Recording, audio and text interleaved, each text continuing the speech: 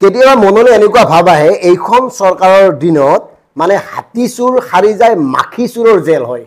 এনেকুৱা ঘটনাই ঘটিছে এইজনৰ মনোজ হাজৰিকা ভাৰতীয় জনতা পাৰ্টিৰ অৰ্থাৎ বিজেপিৰ যুৱ মৰ্চাৰ ৰাজ্যিক কাৰ্যনিৰ্বাহক এওঁ হল উজনি অসমত সংঘটিত হোৱা অৰুণাচলী খুৰাৰ মূল নায়ক মাষ্টাৰ মাইণ্ড কুখ্যাত খুৰা মাফিয়া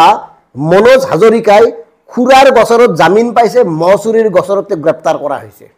মানে খুৰাৰ গোচৰত জামিন পাইছে মানে কি মহচুৰি গোচৰটো তেওঁ গ্ৰেপ্তাৰ হৈ তেওঁ জেলত আছে কেইদিনমান পিছত ওলাই আহিব আৰু আচৰিত কথা তাতকে হ'ল যে যুৱ মৰ্চাই এতিয়ালৈকে তেওঁক বহিষ্কাৰ কৰা নাই অব্যাহতিহে দিছে অব্যাহতি মানে বহিষ্কাৰ নহয় কথাবোৰ চিন্তা কৰক আৰু আনহাতে এই খুৰা মাফিয়া উজনি অসমৰ অৰুণাচলী খুৰাৰ কাণ্ডাৰী মনোজ হাজৰিকাই একমাহ ধৰি আত্মগোপন কৰি আছিল আৰু আমাৰ স্মাৰ্ট পুলিচে তেওঁক ধৰিবই নোৱাৰিলে যেতিয়া খুৰাৰ গোচৰৰ পৰা তেওঁ উচ্চ ন্যায়ালয়ৰ পৰা জামিন গৃহীত হৈছিল সেই জামিনৰ কপিটো দাখিল কৰিবলৈ ডিমৌ থানালৈ যোৱাৰ পিছতহে এই মহচুৰিৰ গোচৰত মানে তেওঁক গ্ৰেপ্তাৰ কৰে শিৱসাগৰ আৰক্ষীয়ে আৰু তাৰ পিছত তেওঁক জেললৈ প্ৰেৰণ কৰা হয় কাৰণ বিগত মাহৰ 5 মেত প্ৰায় 20 পৰা 22 লাখ টকাৰ অৰুণাচলী খুৰা থকা এখন ট্ৰাক জব্দ কৰিছিল আৰু এই ট্ৰাকখনৰ আৰত গোটেই মাষ্টাৰ মাইণ্ড নায়ক খলনায়ক মনোজ হাজৰিকা বুলি পতিয়ন গৈছিল আৰু তাৰ পিছত তেওঁক আৰক্ষীয়ে বিচাৰি ফুৰিছিল আৰু আৰক্ষীৰ চকুত ধুলি দি তেওঁ আত্মগোপন কৰি আছিল ধুলি চুলিতো বাদ দিয়ক এলা ধুলি নহয় বোধহয় এইবিলাক কিবা পৰিকল্পনাই তাৰ পিছত তেওঁক আৰক্ষীয়ে বিচাৰি উলিয়াব নোৱাৰিলে মানে জামিন পোৱাৰ পিছত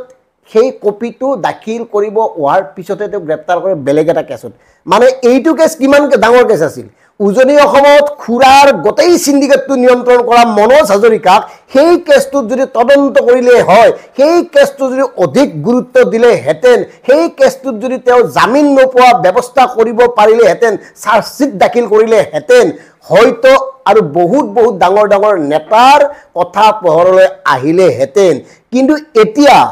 সেই বিষয়টো লঘু কৰি এটা গুৰু বিষয়টো হল মহচুৰি আৰু মহচুৰিৰ অপৰাধত তেওঁক জেললৈ পঠিয়াইছে আৰু আপোনালোকে মন কৰিব মহচুৰিৰ অভিযোগত অভিযুক্ত হৈ জেললৈ যোৱাতে কি দিন থাকিব জেলত কিমান দিন থাকিব অনুমান কৰকচোন তাৰ পিছত তেওঁ আকৌ আহিব হয়তো সেই ভাবি চিন্তিয়ে ভাৰতীয় জনতা পাৰ্টিৰ যুৱ মৰ্চাই তেওঁক এতিয়াও মানে বহিষ্কাৰ কৰা নাই কেৱল অব্যাহতি দি ৰাখিছে গতিকে গোটেই ঘটনাটো হৈ যোৱাৰ পিছত তেওঁ ক্লিন চিট পাব তেওঁ ভালে তেওঁৰ অসুবিধা নাছিল তেওঁ ফচোৱা হৈছিল এই ধৰণে বিবৃতি দিব সাংবাদিকবিলাকতো আছে সেই বিবৃতিবোৰ প্ৰচাৰ কৰিব তাৰপিছত তেওঁ আকৌ সেই একেই দায়িত্বত মকৰল হ'ব এনেকুৱাই চলি থকা নাই নে মানে সেইকাৰণে আমাৰ দৰে সাধাৰণ জনতাই মাজে মাজে ভাবো এই গোটেই কাৰবাৰবোৰ একাংশ আৰক্ষী বিষয়াৰ নিৰ্দেশত হয় নেকি তেওঁলোকে আচলতে গোটেই দিহাটো দিয়ে নেকি এইটো কৰা সেইটো কৰা এইটো কৰিলে এনেকৈ হাৰি যাবা এই ধৰণে আমি চাৰ্জশিট বনাম এই কাৰবাৰ নেকি মন কৰক অৰুণাচলী খুৰাৰ ভয়াবহ সিন্ডিকেট চলাই অহা মনোজ হাজৰিকাক অগ্ৰিম জামিন পাব পৰাকৈ চাৰ্জশিট দাখিল কৰিছিল আপোনালোকে চিন্তা কৰক অথচ মহচুৰিৰ গোচৰত তেওঁ ফচিল গতিকে এই সাধাৰণ কথাবোৰ আমাৰ মনলৈ আহিছে আমাৰ কথাটো হ'ল একদম সিম্পল কথা আইন সকলৰ বাবে সমান হোৱা উচিত আৰু আৰক্ষীৰ ভূমিকা প্ৰত্যেকৰে ক্ষেত্ৰত একে হোৱা উচিত কেৱল ভাৰতীয় জনতা পাৰ্টিৰ কাৰণে অমুক হ'ব তমুকৰ কাৰণে তমুক হ'ব তেনেকুৱাটো নহয় এই কেইদিনমান আগতে ৰাজেশ দাস নামৰ যুৱ মৰ্চাৰ নেতাজনে যে আপোনাৰ টোল গেটত টকা দিব লাগে কাৰণে প্ৰতিবাদ কৰিছিল আৰু তেওঁক বহিষ্কাৰ কৰিলে নিলম্বন কৰিলে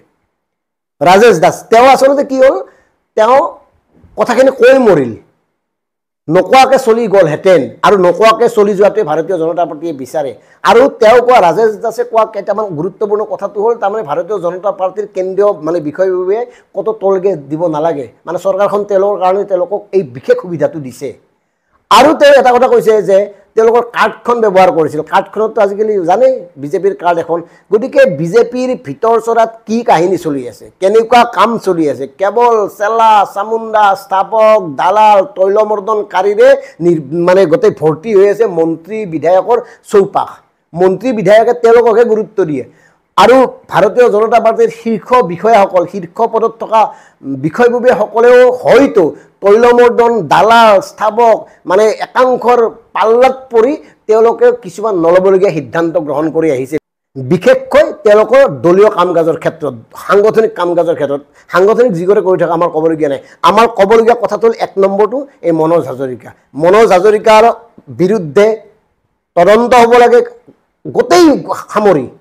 উজনি অসমৰ এই সুৰা চিণ্ডিকেটত অকল মনোজ হাজৰিকা নাই আৰু কোন কোন বিজেপি নেতা আছে এই কথাবোৰ পোহৰলৈ আহিব লাগে আৰু বিজেপিৰ নেতা নথকাকৈ কোনো আৰক্ষী নথকাকৈ ইমান ডাঙৰ চিণ্ডিকেট এটা তেওঁ ইমান দিন চলাই আহিব নোৱাৰে বছ ইমানে কথা